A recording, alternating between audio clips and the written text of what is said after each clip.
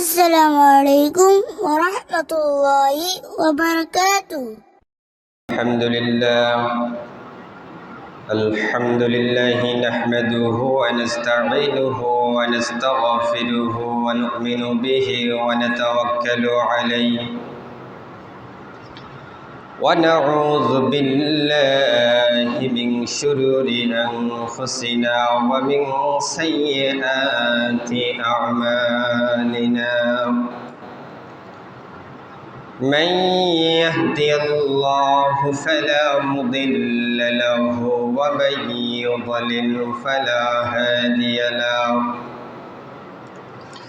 ونشهد أن لا إله إلا الله وحده لا شريك له وداعيا إلى الله بإذنه وسراجا وقمرا منيرا أما بعد فأعوذ بالله من الشيطان الرجيم بسم الله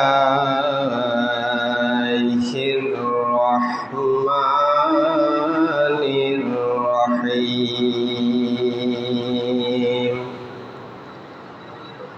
أني ممدكم بألف من الملائكة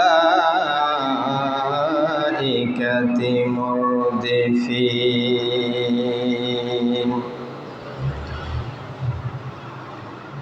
وقال رسول الله صلى الله عليه وسلم أبشروا يا أبا بكر آتاك نصر الله هذا جبرائيل آخذ بعنان فراشته يقول وعلى ثناياه النقع أو كما قال على النبي الصلاة والسلام معجز মুসল্লিয়ান কিরাম সমস্ত প্রশংসা সেই মহান আল্লাহ তাআলার দরবারে লাখ কোটি শুকর ও সুজুদ যাপন করতেছি সেই মহান মালিকের দরবারে যে আল্লাহ রাব্বুল আলামিন আজকে সফর মাসের দ্বিতীয় জুমাতে আমাদেরকে অত্যন্ত ভালোবেসে দয়া করে মায়া করে আল্লাহর ঘর মসজিদে এনেছেন সেই সঙ্গে কোরআন ও হাদিসের কিছু কথা বলবার এবং শোনার তৌফিক দান করেছেন সে মহান মালিকের দরবারে অন্তরের অন্তরস্থল থেকে কালিমাতুশ শুকর যাপন করি সকলে বলি আলহামদুলিল্লাহ অজস্র কোটি দরুদ সালাম নাজিল হোক বিশ্বের মানবতার মুক্তির দিশারি जिगर गोशे आमिना हजरत रसूल करीम शकुल मुहब्बतन बोली सल्लल्लाहु अलैहि वसल्लम मोहतरम हाजरीन আমরা বিগত দু জুমাতে বদরের যুদ্ধের ইতিহাস সম্পর্কে আলোচনা করতেছিলাম গত জুমায় আলোচনার এক পর্যায়ে বলা হয়েছিল যে যুদ্ধের প্রথম ইন্ধন ছিল সাওয়াদ ইবনে আবুল আসাদ মখজুমি এই লোকটি ছিল বড়ই হঠকারী ও দুশ্চরিত্রের সে এ কথা বলতে বলতে যুদ্ধক্ষেত্রে বেরিয়ে এলো আমি এদের হাউজের পানি পান করব অথবা এ থেকে ভেঙে ফেলব নতুবা জীবন দিয়ে দিব একথা বলে যখন সে ওদিক থেকে বেরিয়ে এলো তখন এদিক থেকে হযরতে হামজা ইবনে আব্দুল মুত্তালিব রসুলের চাচা হজরতে হামজা ইবনে আব্দুল মুত্তালিব এগিয়ে এলেন। হাউজের পারে দুজনের দেখা দেখি হলো।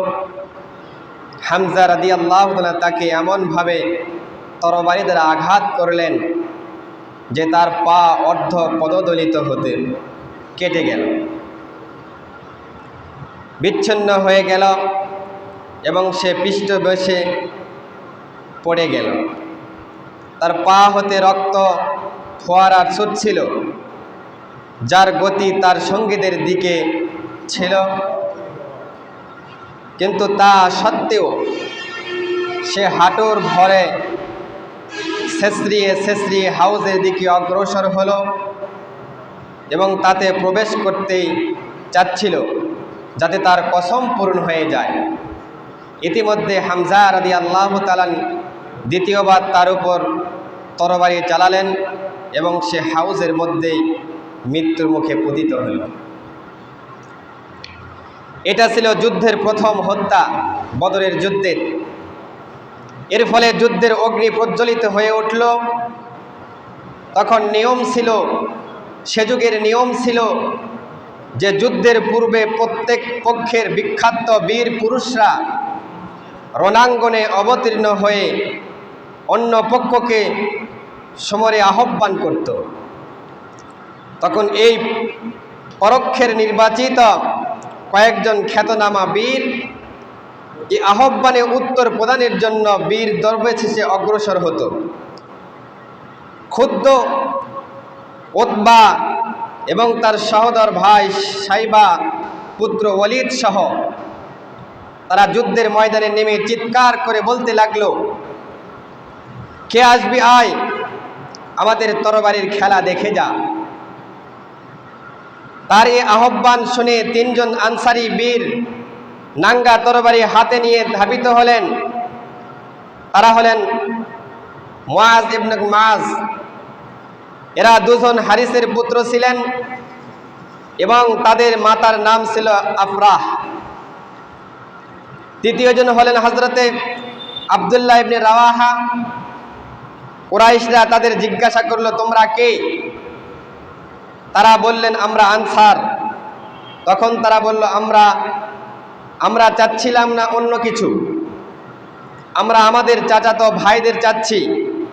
এবং একজন চিৎকার করে বলতে লাগলো, হে মুহাম্মদ, মদিনার এই চাষাগুলো থেকে যুদ্ধ করব আমাদের পক্ষে অসম্মানজনক, আমাদের যোগ্য যোদ্ধা পাঠাও। তার এ কথা শুনে রাসূলুল্লাহ সাল্লাল্লাহু আলাইহি সাল্লাম এই তিনজন আনসারী বীরকে তাদের স্বস্থান থেকে ফিরে নিয়ে যেতে বললেন। তারপর তিনি নিজের পরমাত্মীয়দের মধ্যে হামজা, ওবাদা ইবনে হারিস, আলী রাদিয়াল্লাহু তাআলাকে সম্বোধন করে বললেন, তোমরা তাদের মোকাবিলায় অগ্রসর হও। এই তিনজন অগ্রসর হলে কুরাইশরা বলল, তোমরা কে? তারা তাদের পরিচয় দান করলেন। কাফিররা তাদের আক্রমণ করল। ওয়ালিদের সাথে আলীকে, সাইবার সাথে হামজা এবং উতবার সাথে ওবায়দা। এর যুদ্ধ বেঁধে গেল। মুহূর্তের মধ্যে সাইবা ও ওয়ালিদের মস্তক ভূষিত হয়ে গেল, অর্থাৎ তার ধর থেকে কাল্লা আলাদা হয়ে গেল। ওবাদা রাদিয়াল্লাহু তাআলা ছিলেন তখন সবচেয়ে বৃদ্ধ। তিনিও উতবার পরস্পরের তরবারির আঘাতে গুরুতর রূপে আহত হয়ে পড়লেন। ইতিমধ্যে আলী ও হামজা রাদিয়াল্লাহু তাআলা নিজ নিজ প্রতিবন্ধীকে খতম করে এসে উতবার উপর ঝাঁপিয়ে পড়েন। তার কাজ শেষ করে উতবাকে তুলে নিয়ে আনেন। তার মুখে আওয়াজ বন্ধ হয়ে গিয়েছিল এবং ক্রমাগতভাবে বন্ধ হয়ে থাকলো। শেষ পর্যন্ত যুদ্ধের চতুর্থ বা পঞ্চম দিন যখন মুসলিমরা মদিনা প্রত্যাবর্তনের পথে সাফরা নামক উপত্যকায় অতিক্রম করল, তখন ওবাদার মৃত্যুবরণ করেন। আলী রাদিয়াল্লাহু তাআলা আল্লাহর নামে শপথ করে বললেন, এই আয়াতটি আমাদেরকে ব্যাপারে অবতীর্ণ হয়েছে।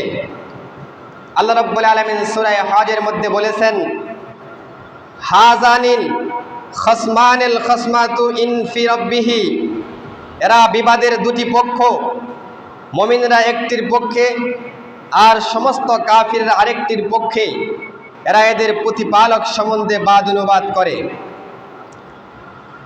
আল্লাহর নবী জনাবে মুহাম্মদুর রাসূলুল্লাহ সাল্লাল্লাহু আলাইহি সাল্লাম, এদিকে মুহাম্মদ সাল্লাল্লাহু আলাইহি সাল্লাম সৈন্যদের শ্রেণী বিন্যাসের কাজ শেষ করে ফিরে এসে সেও মহান প্রতিপালকের নিকট সাহায্যের ওয়াদা পূরণের প্রার্থনা করতে লাগলেন। তার প্রার্থনায় এরকম ছিল, আল্লাহুম্মা আখবিরনি মা ওয়াদানি, আল্লাহুম্মা ইন্নী আসআলুকা আনতাকা ওয়াদাকা। তারপর যখন উভয় পক্ষে তুমুল যুদ্ধ শুরু হয়ে গেল, তখন আল্লাহর নবী জনাবি মুহাম্মদুর রাসূলুল্লাহ সাল্লাল্লাহু আলাইহি সাল্লাম এই দোয়া করতে লাগলেন, আল্লাহুম্মা ইন্নী তুহলিকুল হাযিহিল সায়াতুল ইয়াউম লা তুবআদা, আল্লাহুম্মা ইন্নী বিইসাতা মিন তাবিহি আল ইয়াউমা বাদা। রাসূলুল্লাহ সাল্লাল্লাহু আলাইহি সাল্লাম অত্যন্ত বিনয়ের সাথে প্রার্থনা করলেন এবং তিনি এমন আত্মবল হয়ে পড়লেন, তার চাদরখানা তার গা থেকে পড়ে গেল। তখন তিনি পূর্ববৎ তন্ময়ভাবে প্রার্থনায় নিমগ্ন ছিলেন থাকতেন। এ দৃশ্য দেখে ভক্তপ্রমুখ আবু বকর সিদ্দিক রাদিয়াল্লাহু তাআলা দ্রুত ছুটে এসে তার চাদরখানা তার দেহের আবৃত করে আলিঙ্গন করে বলতে লাগলেন, হে আল্লাহর রসুল, যথেষ্ট হয়েছে। বড়ই কাতর কণ্ঠে আপনি প্রতিপালকের নিকট প্রার্থনা করেছেন, এ প্রার্থনা ব্যর্থ হবে না, শীঘ্রই তিনি নিজের ওয়াদা পূরণ করবেন। এদিকে আল্লাহ রাব্বুল আলামিন ফেরেশতাকে ওহী পাঠায়া দিলেন। আল্লাহ রাব্বুল আলামিন সূরা আনফালের 12 নম্বর আয়াতে এ ঘোষণা করে দিলেন, ওয়াকালা তাআলা ইয ইউহী রাব্বিকা ইলাল মালাইকাতি আন্নী মাআকুম ফাবাশশিরহুমুল্লাযীনা আমানু ফাউসলিকু ফী কুলুবিল্লাযীনা কাফারুর রু'বা। আল্লাহ রসুল সাল্লাল্লাহু আলাইহি সাল্লামকে স্মরণ করে দিলেন, হে আল্লাহ রসুল, স্মরণ করো যখন তোমার প্রতিপালক ফেরেশতাদের প্রতি ওহী পাঠিয়েছিলেন, আমি তোমাদের সঙ্গে আছি, অতএব মুমিনদেরকে তোমরা দীর্ঘ পথ রাখো, অচিরেই আমি কাফিরদের দিলে ভীতি সঞ্চয় করে দিব। আর আল্লাহ তাআলা রসুল করিম সাল্লাল্লাহু আলাইহি ওয়াসাল্লাম নিকট আল্লাহ তাআলা ওহী পাঠালেন, বললেন, ইন্নী মুমিদ্দুকুম বিআলফি মিনাল মালাইকাতি মুরদিফিন, আমি তোমাদেরকে 1000 ফেরেশতা দিয়ে সাহায্য করব, যারা পরস্পরে একের পর এক ময়দানে অবতরণ করবে। রাসূলুল্লাহ সাল্লাল্লাহু আলাইহি ওয়াসাল্লামকে একটু তন্দ্রা এলো, তারপর তিনি স্বীয় মস্তক মোবারক উঠিয়ে এ ভাষণ পেশ করলেন, আবশিরু ইয়া আবা বকর, হাযা জিবরাইল আলা সানায়াতুন নাফা। হে আবু বকর, খুশি হও, ইনি হচ্ছে জিবরাইল আলাইহিস সালাতু ওয়াস সালাম, তার দেহ ধুলিত বালিতে ভরপুর হয়েছে। ইবনে ইসহাকের বর্ণনায় এসেছে, রাসূলুল্লাহ সাল্লাল্লাহু আলাইহি সাল্লাম বলেছেন, আবশিরু ইয়া আবা বকর, আতাকা নাসরুল্লাহ, হাজা জিবরাইল আখিযু বিআনাকিম ফারতিহু ইয়াকুলু আলা সানায়াতিন তারফা। হযরত রাসূল করিম সাল্লাল্লাহু আলাইহি সাল্লাম বলেছেন, হে আবু বকর, আনন্দিত হও, তোমাদের কাছে আল্লাহর সাহায্য এসে গেছে। ইনি হযরতে জিবরাইল, তিনি স্বীয় ঘোড়ার লাগাম ধরে ওর আগের চলছে, তার দেহে ধুলাবালিতে পরিপূর্ণ হয়েছে। এরপর রাসূলুল্লাহ সাল্লাল্লাহু আলাইহি ওয়াসাল্লাম ছাউনির দরজা হতে বাহিরে বেরিয়ে এলেন। তিনি লৌহ বর্ম পরিহিত ছিলেন। পূর্ণ উত্তেজনার সঙ্গে তিনি সামনে অগ্রসর হচ্ছিলেন এবং মুখে উচ্চারণ করেছিলেন, সাইয়ুহজামুল জামউ লিওয়াল্লু নাদ-দুবুর, এ সংবদ্ধ দল শীঘ্রই পরাজিত হবে এবং পিছে ফিরে হটবে। তারপর রাসূল করিম সাল্লাল্লাহু আলাইহি সাল্লাম এক মুষ্টি পাথর মাটি নিলেন এবং কুরাইশদের দিকে মুখ করে শাহাতুল উযু, চেহারার দিকে নিক্ষেপ করলেন, বিকৃত করুক। এ কথা বলার সাথে সাথে এই মাটি তাদের চেহারার দিকে নিক্ষেপ করলেন। তারপর মুশরিকদের মধ্যে এমন কেউ ছিল না যার চক্ষুদয়ে নাসার গোত্রে মুখের এই পাথরটি নিক্ষেপ করা হয়নি। এমন ব্যাপারে আল্লাহ রাব্বুল আলামিন রসুলকে ঘোষণা করে জানিয়ে দেন, ওমা রমাইতা ইজ রমাইতা ওয়ালাকিন্নাল্লাহা রমা। তুমি যখন নিক্ষেপ করেছিলে তা তো তুমি নিক্ষেপ করনি, বরং আল্লাহ নিক্ষেপ করেছিল। ইবনে আব্বাস রাদিয়াল্লাহু তাআলা থেকে বর্ণিত, তিনি বলেন, একজন মুসলিম একজন মুশরিককে তাড়া করেছিলেন। হঠাৎ ওই মুশরিকের উপর চাবুক মারার শব্দ শোনা গেল এবং একজন অশ্বারোহীর শব্দ শোনা গেল, যিনি বলছিলেন, আকবিল আকবিল, সামনে অগ্রসর হও। মুসলিম মুশরিকটিকে তার সামনে দেখলেন যে তার চিত হয়ে পড়ে গেল। তিনি লাফ দিয়ে তার দিকে এগিয়ে গিয়ে দেখতে পেলেন তার আগে তার নাকের উপর কে যেন আঘাতের চিহ্ন দেখা যায় এবং অবনত ক্ষতিগ্রস্ত হয়ে গেছেন, যে চাবুক দ্বারা তার আঘাত হয়েছে। এই আনসারি মুসলিম রাসূলুল্লাহ সাল্লাল্লাহু আলাইহি সাল্লামের নিকট এসে ঘটনাটি বর্ণনা করলেন। তখন তিনি বললেন, তুমি সত্য কথা বলেছ, এটা ছিল তৃতীয় আসমানের সাহায্য। আবু দাউদ মাজুমি বলেন, আমি একজন মুশরিককে মারার জন্য তাড়াহুড়া করছিলাম। তৎক্ষণিৎ তার মস্তকটি আমার তরবারির উপর এসে পৌঁছে তার গর্দানে আমার তরবারি পৌঁছার পূর্বেই তার ধর থেকে তার গর্দান আলাদা হয়ে গেল। আমি বুঝতে পারলাম যে তাকে আমি নয় বরং অন্য কেউ হত্যা করেছে। একজন আনসারী ইবনে আব্দুল মুত্তালিবকে বন্দি করে নিয়ে আসলেন। তখন আব্বাস রাদিয়াল্লাহু তাআলা বললেন, আল্লাহর শপথ, আমাকে এ ব্যক্তি বন্দি করেনি।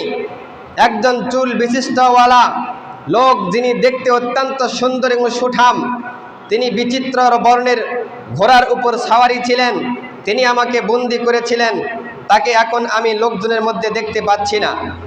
আনসারী বললেন, হে আল্লাহ রসুল সাল্লাল্লাহু আলাইহি সাল্লাম, তাকে আমি বন্দি করেছি। রাসূলুল্লাহ সাল্লাল্লাহু আলাইহি সাল্লাম বলেন, উসকুত ফাকাদ আইদাকাল্লাহু বিসামাকিল কারীম, চুপ করো, আল্লাহ এক সম্মানিত ফেরেশতা দ্বারা তোমাকে সাহায্য করেছেন। আলী রাদিয়াল্লাহু তাআলা বলেন, রাসূলুল্লাহ সাল্লাল্লাহু আলাইহি সাল্লাম তাকে এবং আবু বকরকে বললেন, তোমাদের একজনের সাথে জিবরাইল, আরেকজনের সাথে মিকাইল ও ইসরাফিল আলাইহিস সালাম যুদ্ধে অংশগ্রহণ করেছিলেন অথবা যুদ্ধক্ষেত্রে ছিলেন। এরপর রাসূলুল্লাহ সাল্লাল্লাহু আলাইহি ওয়াসাল্লাম পাল্টা আক্রমণের নির্দেশ দিলেন এবং যুদ্ধের প্রতি উৎসাহ প্রদান করতে গিয়ে আল্লাহর নবী জনাবে মুহাম্মদ রাসূলুল্লাহ সাল্লাল্লাহু আলাইহি সাল্লাম বললেন, তোমরা আক্রমণ চালাও, যার হাতে মুহাম্মদ সাল্লাল্লাহু আলাইহি ওয়াসাল্লামের প্রাণ রয়েছে সেই সত্তার শপথ করে আমি বলছি, এদের মধ্যে যে ব্যক্তি যুদ্ধে অটল থেকে যুদ্ধ করাকে সওয়াব মনে করবে, পুণ্য মনে করবে, সামনে অগ্রসর হবে, যুদ্ধ করতে করতে লড়াই করতে করতে মৃত্যুর মুখে পতিত হবে, আল্লাহ তাকে অবশ্যই অবশ্যই জান্নাতের উপবিষ্ট করবেন। রাসূলুল্লাহ সাল্লাল্লাহু আলাইহি সাল্লাম যুদ্ধের জন্য উৎসাহিত করতে গিয়ে আরও বলেছেন, তোমরা ওই জান্নাতের দিকে উঠে যাও যার প্রস্তর আসমান পর্যন্ত, জমিন থেকে আসমানের সমান। এ কথা শুনে উমাইর ইবনে হাম্মাম রাদিয়াল্লাহু তাআলা বলেন, খুব ভালো, খুব ভালো। রাসূল কারীম সাল্লাল্লাহু আলাইহি সাল্লাম তখন তাকে প্রশ্ন করলেন, তুমি এ কথা বলার কারণ কি? তিনি উত্তর বলেন, হে আল্লাহর রাসূল সাল্লাল্লাহু আলাইহি সাল্লাম, আমি আশা রাখি যে আমি ওই জান্নাতের অন্তর্ভুক্ত হব, এছাড়া অন্য কোনো কথা নয়। রাসূলুল্লাহ সাল্লাল্লাহু আলাইহি সাল্লাম বলেন, হ্যাঁ, তুমি এই জান্নাতের বাসীদের অন্তর্ভুক্ত হবে। তারপর তিনি তার খাদ্যের থলে হতে কিছু খেজুর বের করতে লাগলেন। তারপর তিনি বললেন, যদি আমি এই খেজুরগুলো খেয়ে শেষ করা পর্যন্ত জীবিত থাকি তবে এটাও দীর্ঘ সময় হবে। সুতরাং তিনি তার কাছ থেকে খেজুরগুলি ছিল সেগুলিকে বের করে ফেলে দিলেন। তারপর মুশরিকদের সাথে যুদ্ধ করতে করতে শহীদ শাহাদাত বরণ করলেন। এভাবে খ্যাতনামা মহিলা আফরা রাদিয়াল্লাহু তাআলা আনহার পুত্র আউফ ইবনে হারিস ছিলেন। জিজ্ঞাসা করলেন, হে আল্লাহ রাসূল সাল্লাল্লাহু আলাইহি সাল্লাম, আল্লাহ তাআলা তার বান্দাদের কোন কাজে খুশি হয়ে থাকেন? উত্তরে রাসূলুল্লাহ সাল্লাল্লাহু আলাইহি সাল্লাম বলেন, তিনি বান্দার ওই কাজে খুশি হয়ে হাসে থাকেন যে আবৃত দেহ, উন্মুক্ত দেহ, যুদ্ধের মধ্যে পোশাক পরিধান না করে স্বীয় হাতে শত্রুদের মধ্যে ঢুকিয়ে দেয়। একথা শুনে আউফ রাদিয়াল্লাহু তাআলাকে দেহ হতে লৌহ বর্ম খুলে নিক্ষেপ করলেন এবং তরবারি নিয়ে শত্রুদের উপর ঝাঁপিয়ে পড়লেন। তারপর যুদ্ধ করতে করতে তিনি শাহাদাত বরণ করলেন। অভিশপ্ত ইবলিস এই যুদ্ধের ময়দানে, বদরের যুদ্ধের ময়দানে কাফেরদের পক্ষ নিয়ে ফেরেশতাদের এই যুদ্ধের মধ্যে, বদরের যুদ্ধের মধ্যে কাফেরদের পক্ষ নিয়ে অভিশপ্ত ইবলিস সুরাকা ইবনে মালিক বিন জমুরার মুজদালির আকৃতি ধরে এসেছিল এবং এতক্ষণ পর্যন্ত যে মুশরিকদের সঙ্গে পৃথক হয়নি, কিন্তু যখন সে মুশরিকদের বিরুদ্ধে ফেরেশতাগণের ভূমিকা প্রত্যক্ষ করলো তখন সে পিছনে ফিরে পলায়ন করতে থাকলো। কিন্তু হারিস বিন হিশাম তাকে আটকে রাখলো আর বিশ্বাস যে সে প্রকৃত সুরাকা, কিন্তু ইবলিস তার বুকে এত জোরে ঘুষি মারলো যে মাটিতে পড়ে গেল। ইতিবৎসর ইবলিস সেখান থেকে পলায়ন করলো। মুশরিকগণ বলতে লাগলো, সুরাকা কোথায় যাচ্ছ? তুমি কি বলনি যে তুমি আমাদের সাহায্য করবে, কখনো আমাদের থেকে পৃথক হবে না?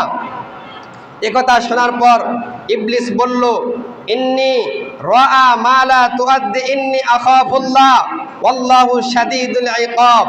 আমি যা দেখেছি তোমরা তা দেখছো না। আল্লাহকে আমার ভীষণ ভয় হচ্ছে, তিনি কঠিন শাস্তির মালিক। এরপর পলায়ন করে সে সমুদ্রের গর্ভের ভিতরে চলে যায়। অল্পক্ষণের মধ্যেই মুশরিক গণের সৈন্যবাহিনী প্রকৃতপক্ষে অকৃতকার্য, দুর্বলভাবে বিভিন্ন লক্ষণ পরিলক্ষিত হচ্ছিল। মুসলিমদের কঠিন এবং অবিরাম আক্রমণের কাফেরদের পরাজয় নিকটবর্তী হয়ে এলো। এমনকি তারা দৌড়ে দিয়ে পিছন দিয়ে পালাতে শুরু করলো। এ সুযোগে মুসলিম বাহিনী তাদের হত্যায় জখম বন্দি করতে থাকেন, কিছু কিছু ধাওয়াও করতে চলল। এমনকি দেখতে দেখতে কিছুক্ষণের মধ্যেই তারা সম্পূর্ণরূপে পরাজয় বরণ করতে বাধ্য হলো। আবু জাহেল যখন নিজ সারির সৈন্যদের মধ্যে বিশৃঙ্খলা অবস্থা প্রত্যক্ষ করল, তখন তিনি নিজ অবস্থানে সুদৃঢ় করার মনস্থ করল। কাজেই সে নিজ দলের সৈন্যদেরকে উচ্চ কণ্ঠে এবং আন্তরিকতার সঙ্গে বলতে থাকলো, হে যুদ্ধক্ষেত্রে থেকে সুরাকা সরে পড়ার কারণে তোমরা মনোবল হারিও না যেন, কারণ সে পূর্বে হতেই মুহাম্মদ সাল্লাল্লাহু আলাইহি সাল্লামের সঙ্গে ষড়যন্ত্রে লিপ্ত ছিল। উতবা ইবনে শাইবা ওলীদের হত্যার কারণে তোমরা ভীত হয়ে পড়ো না, কারণ তাড়াহুড়ার মধ্যে কাজ করতে গিয়ে তাদের এই অবস্থা হয়েছে। লাত ও উজ্জাতের শপথ, তাদেরকে রশি দ্বারা শক্ত করে বেঁধে না ফেলা পর্যন্ত আমরা এখান থেকে প্রত্যাবর্তন করব না। আমরা যেন তাদেরকে অন্যায়ের শাস্তি দিতে পারি, এ উদ্দেশ্যে তাদেরকে ধরো এবং বন্দি করো। কিন্তু তারা আশার অহমিকা এবং প্রতিস্থলিতর পক্ষে পাল্টা আক্রমণ শুরু হয়ে গেল এবং কিছুক্ষণের মধ্যেই তাদের প্রতিরক্ষা বাহিনী ভিন্ন ছিন্ন হয়ে গেল, ছিন্ন ভিন্ন করে ফেললো এবং তারা চলে গেল বিক্ষিপ্তভাবে। কিন্তু আবু জাহেল তার চারদিকে একদল জনতাকে বেষ্টন করে সংঘবদ্ধ অবস্থায় রেখেছিল। এই জনতা তার চতুর্দিকে তরবারির প্লাবন এবং বর্ষার জঙ্গল আঁকড়িয়ে দিয়েছিল, সৃষ্টি করে রেখেছিল। কিন্তু ইসলামী জনতার স্বয়ংক্রিয় তুফানের দ্বারা তার তরবারির প্লাবন এবং বর্ষার জঙ্গলকে হটিয়ে দিল, তছনছ করে ফেলেছে। তারপর বড় তাগুত মুর্দে মুমিনদের দৃষ্টি গোচরের মধ্যে এসে গেল। মুসলিম সৈন্যরা দেখতে পেলেন সে এক জোড়া ঘোড়ার পিঠে চক্কর দিচ্ছে সৈন্য বাহিনীর মধ্যে। এদিকে আনসারী যুবকদের হাতে তার জীবনের পরিসমাপ্তি ঘটার অপেক্ষায় ছিল। আব্দুর রহমান ইবনে আউফ রাদিয়াল্লাহু তাআলা বর্ণিত আছে, তিনি বলেন, বদরের যুদ্ধের দিন আমি সৈন্যদের সারিতে ছিলাম। এমত অবস্থায় হঠাৎ ডানে এবং বামে অল্প বয়স্ক দুজন যুবককে দেখতে পেলাম। তাদের উপস্থিতিতে আমি নিজেকে নিরাপদ মনে করতে পারলাম না। এমন অবস্থায় ওদের একজন তার সঙ্গীকে এড়িয়ে আমার কাছে চলে এলেন।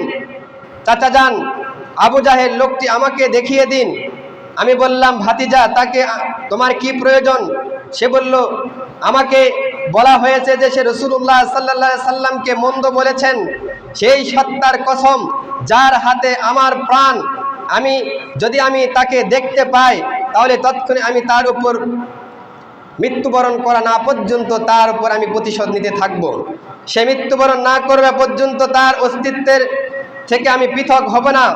তিনি বলেছেন, আমি তার এ কথায় একদম অভিভূত হয়ে পড়লাম। তিনি আরও বলেন যে দ্বিতীয় জন এসে ইঙ্গিত করে আমাকে এ কথাই বললেন। তারপর আমি তাকে প্রত্যক্ষ করলাম যে আবু জাহেল লোকজনের মাঝে চক্কর দিয়ে বেড়াচ্ছে। আমি তাদের উদ্দেশ্যে বললাম, আরে দেখছো না, ওই যে তোমরা শিকার তোমাদেরকে ধরা দেওয়ার জন্য তোমাদের সামনে অগ্রসর হতেছে। এ জিজ্ঞাসা করার সাথে সাথে তারা বর্ণনা করেন যে একথা শোনা মাত্রই তারা উভয় মাস এবং মুআব্বাস আবু জাহেলের উপর আক্রমণ করলেন।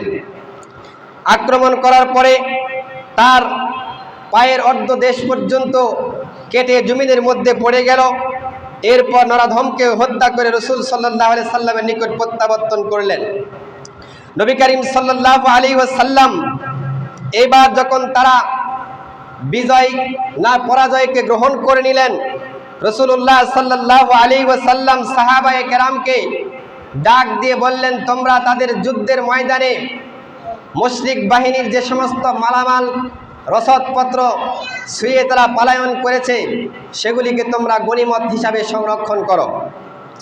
নবী করিম সাল্লাল্লাহু আলাইহি সাল্লামের এরপর বলল, এখন আর কোনো রক্তপণ নয়, এখন মক্কা বাহিনী অর্থাৎ মুশরিক বাহিনীর যতগুলি আছে তাদেরকে একে একে গ্রেফতার করো।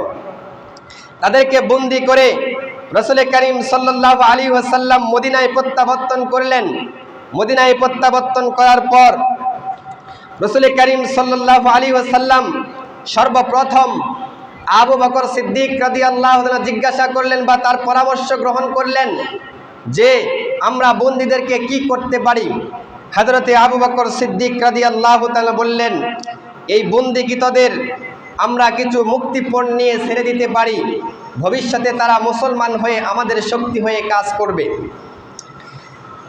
তারপর নবী করিম সাল্লাল্লাহু আলাইহি ওয়াসাল্লাম খাত্তাবের পুত্র ওমর রাদিয়াল্লাহু সম্বোধন করে বললেন, হে ওমর ইবনে খাত্তাব, হে খাত্তাবের পুত্র, তোমার অভিমত কি? উত্তরে হযরতে ওমর রাদিয়াল্লাহু তাআলা বললেন, আল্লাহর কসম, এই ব্যাপারে আমি আবু বকর সিদ্দিক রাদিয়াল্লাহু তাআলার মতে একমত হতে পারছি না। আমার মত হচ্ছে, আমরা যে সমস্ত বন্দীগুলিকে কয়েদ করে রেখেছি, যাদেরকে আমরা বন্দী করেছি, তাদের স্ব আত্মীয়তার কাছে তাদের হাতে সোপর্দ করুন। আমরা তাদেরকে গলা উচ্ছেদ করে দেখায়া দিব, মুসলিমদেরকে দেখায়া দিব, কাফেরদেরকে দেখায়া দিব যে ইসলাম আমাদের কাছে সবচাইতে বেশি প্রিয় বস্তু, আমাদের আত্মীয়, আমাদের স্বজন, ইসলামের কাছে সব এগুলিকে ব্যথা। হযরতে আবু বকর সিদ্দিক রাদিয়াল্লাহু তাআলার পরামর্শ হযরতে ওমর রাদিয়াল্লাহু তাআলা গ্রহণ করলেন না। ওমর তার পরামর্শ দিলেন যে এই সমস্ত শত্রুদেরকে, যারা মক্কা থাকতে রসুলকে কষ্ট দিয়েছেন, যারা আমাদেরকে শান্তিতে ঘুমাইতে দেয় নাই, যারা আমাদেরকে শান্তিতে বসবাস করতে দেয় নাই, যারা আমাদের মুখের বাক্যকে কাড়ায় নিয়েছে, যারা আমাদের কথাকে পথরোধ করেছে, যারা আমাদের পথকে দীর্ঘ করেছে, আমরা তাদেরকে ছেড়ে দিব না, অর্থাৎ স্ব জাতির হাতে ছেড়ে দেন, আমরা তাদেরকে হত্যা করব। হযরতে ওমরে ফারুক রাদিয়াল্লাহু তাআলা এই পরামর্শ গ্রহণ করলেন, কিন্তু হযরত রাসূল করিম সাল্লাল্লাহু আলাইহি ওয়াসাল্লাম ওমরের এই পরামর্শ গ্রহণ না করে হযরতে আবু বকর সিদ্দিক রাদিয়াল্লাহু তাআলা পরামর্শ গ্রহণ করলেন। হযরতে আবু বকর সিদ্দিক রাদিয়াল্লাহু তাআলা এই পরামর্শক্রমে ৭০ জন বন্দীদেরকে কাউকে মুক্তিপণ নিয়ে ছেড়ে দেওয়া হলো, এবং কাউকে যারা মুক্তিপণ দিতে পারল না তাদেরকে বলা হলো, যেহেতু মক্কার লোকেরা অনেক শিক্ষিত ছিল, মদিনার আনসারেরা অনেক শিক্ষিত বলতে নাই ছিল, এরকম ছিল, এজন্য তাদেরকে মুক্তিপণ হিসাবে দেওয়া হলো যে তারা আনসারদের 10 জন করে ছেলেকে লেখাপড়া শেখাবে যতক্ষণ পর্যন্ত তারা উপযুক্ত না হইতে পারছে। এ পর্যন্ত যারা উপযুক্ত হলে তাদেরই হচ্ছে মুক্তিপণ হবে। এই সিস্টেমে রাসূলুল্লাহ সাল্লাল্লাহু আলাইহি সাল্লাম তাদেরকে মুক্তি দিলেন। বদরের যুদ্ধের থেকেই ইসলামের এই মহাবিজয়, মহাযাত্রা শুরু হয়েছে। তাওহীদ ও ঈমানের যে এক আমেজ শক্তি, এই সামনে দুনিয়ার সব শক্তি মাথা নত করতে বাধ্য, এ কথা মুসলমানরা পূর্বভাবে উপলব্ধি করতে পারলে সত্যের পার্থক্য দিবালোকের মধ্যে উজ্জ্বল রূপে মানবদের উৎসাহিত হয়ে উঠল। বদরের যুদ্ধ ছিল ইমানের মহা পরীক্ষা। এতে রোজাদার সাহাবীরা যেভাবে কৃতিত্বের সঙ্গে সফলতা অর্জন করেছে, সফল হয়েছে, জগতের ইতিহাসে তার তুলনায় নাই। সাফল্যের অপূর্ব বিজয়ে মুসলিম জাতিরা পৌঁছে গিয়েছিল। ইসলামের ভাগ্যের শিক্ষায় সত্য নেই প্রেরণের পথে মুসলমানদের কত যুগল ধরে প্রথমে শক্তি জুগিয়েছিল। আল্লাহর উপর পূর্ণ ভরসা রেখে ধৈর্য ধারণ করার মাধ্যমে এবং নেতার অনুগত্যের দ্বারা আল্লাহ পাক রব্বুল আলামিনের সাহায্য লাভ করা যায়, যার উজ্জ্বল দৃষ্টান্ত হলো বদরের ঐতিহাসিক যুদ্ধ। আসুন আমরা প্রত্যয় করি, আমরা এটা ওয়াদা করি, আমরা জান মাল দিয়ে আল্লাহ তাআলার পথে অবিরাম সংগ্রাম চালিয়ে যাব, অবিরাম সংগ্রাম চালাইতে থাকবো, যাতে করে আল্লাহ তাআলার তৌফিক, আল্লাহ তাআলার সাহায্য আমাদের উপর আসবে। আল্লাহ রাব্বুল আলামিন আমাদেরকে সহি বুঝে আমল করার তৌফিক দান করুন।